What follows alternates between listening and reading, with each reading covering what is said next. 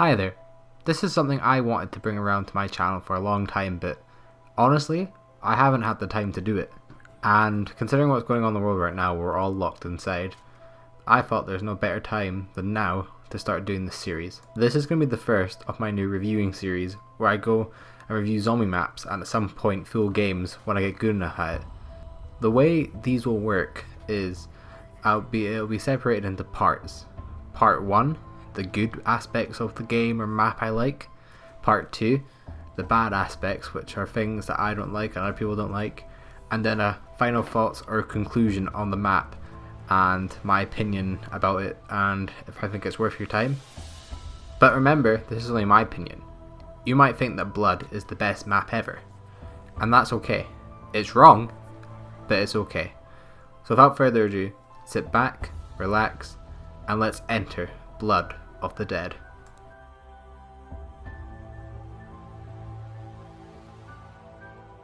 So, let's start off with the good. And there is a bit here, believe it or not. First thing I want to talk about is the music of Blood. I think this is one of its strongest attributes. The music in the map is simply just amazing. Across the map there are different cues for when you enter different parts of the map, and you'll hear music for that map, like going on the roof. You'll hear the plane music, which was partly in Mob when they were on the plane and we go to the Golden Gate Bridge, but you hear it on the roof after a certain amount of time being there. And when you enter Blood itself, the prison even, Alcatraz, you hear the music when you're walking in. And there's things like this all around the map, and I think the remix of Where Are We Going is one of the best zombie songs, if not the best zombie songs we've ever heard. You can really feel the emotion when the song is playing, and it's one of them songs that you can listen to without it being connected to zombies. It has a lot of meaning in it, and I think personally the music in this map is the strongest, one of the strongest attributes. Another thing I like about the map is the characters. I like the original cast with the celebrities and the mobsters, but I like Primus being on this map just because I believe they worked on their personalities pretty well, with all of them having to kind of grow in a sense, with Richtofen having to sacrifice himself and accepting that he can't win, he can't keep going on the cycle. He wants to keep everyone alive, but he can't. And then with Nikolai becoming the leader because he has what it takes to stop the cycle. With Tank, Dempsey and Takeo, there's not much growth in this map for them, but I still think they play a crucial part. Honestly, I believe that Tank probably should be the leader because, you know, he was a Marine before all this. But that's it for the characters. Believe it or not, I also really like the wonder weapon in this map, the Magma Gat. Sure, it's kind of lazy, but I enjoy using it. It's a fun weapon to use and is probably one of the best wonder weapons we've had. Despite there being the Puffman Servant, which is clearly better because it's a black hole gun. But compared to a lot of the other wonder weapons, this thing is pretty effective and it always kills, and it's really good against Brutus, which is a bullet sponge. So if you're going for a high round or even the Easter egg, you're always kind of going to want it. I don't know why you'd want to do the Easter egg, but on that note, we're going to transition into the bad.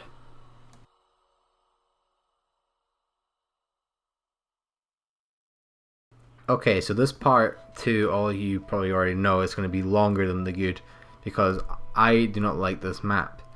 I think it has good things about it, but I also believe that there is really bad things about it.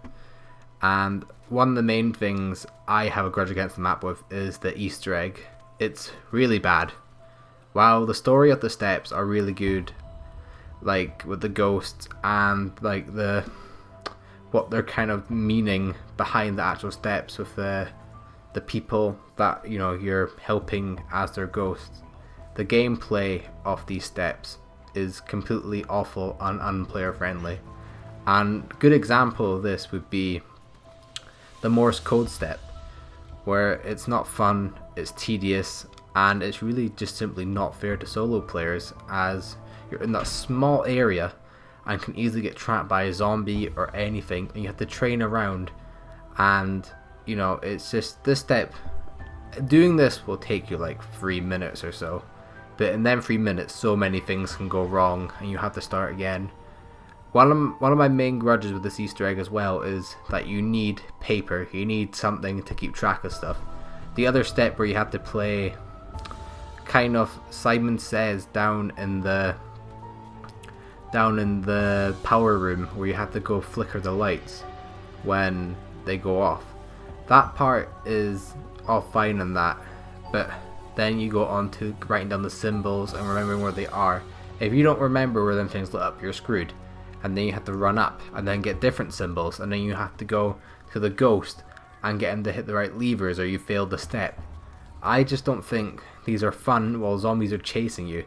Maybe in 4-player it's a bit easier, but for solo players like myself, and I'm sure a lot of yous, it's not fun. Another step I really don't like is the bird step. I think it's silly that we have to go around and shoot the bird 4 times to get the chronorium. Each time shooting it, we have to go forward around, and then for the last one, it's so easy to muck up if you haven't done it before. I've done the Easter egg a few times, and the amount of times I've failed it just because of the rounds getting too high from me messing up the last bird is amazing. It's mad. And another example of the Easter egg kind of trying to get it later into the rounds before you can actually start doing it is the first step where you have to knife the wall in the warden's house, and Brutus is supposed to slam on it. Actually, you're only supposed to do that, I believe, round 18 or round 17, one of them rounds. But we have a little exploit using the monkey bomb, which lets them do the slam. Now, if they knew this was if they knew that this was a thing and part of the Easter egg originally, then I guess kind of fair enough. But I don't think they're that smart with this Easter egg, and I think they intended for us to write to round 18. So getting from round 18 to doing the bird steps, you're lucky if you're going into the boss fight at like round 30, maybe not 30, round 26 at the lowest. But I just don't think that's good game design. I think you should be able to do the Easter egg in steps that don't involve you skipping rounds. I just think that's really unfair to all players, especially solo, because it's harder to do an Easter egg when you're by yourself. Another problem I have with the map is the boss fight. It was really underwhelming, really easy. The Easter egg kind of built up to this like big fight that would happen, and to be honest, it's not boring. You know, it's fine. If this was a Mob of the Dead, it would have been ahead of its time. If it was on Black Ops 3, it would have been alright. But since it was on Black Ops 4, it just felt not thought out really well. I would have personally liked to see a bit more of the big Brutus and actually fighting him as a boss. I understand where they were going with it, and you know, it's pretty much just you training zombies and then shooting balls for like 2 minutes and that's it.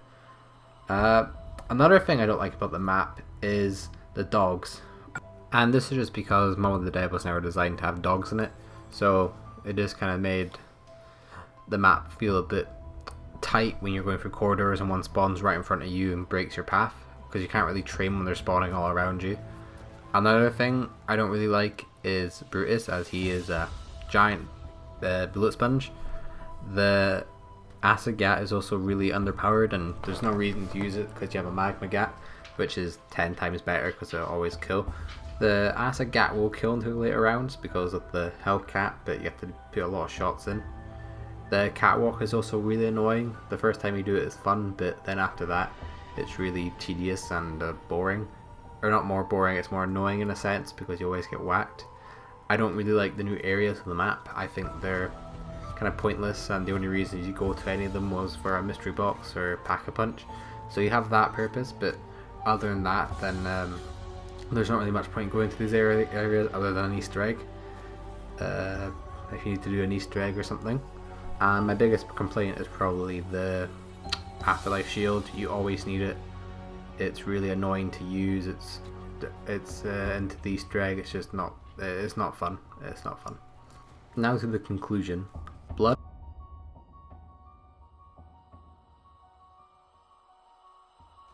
of the Dead was a missed opportunity. It could have been something really special, but failed in all aspects that the original mob did right.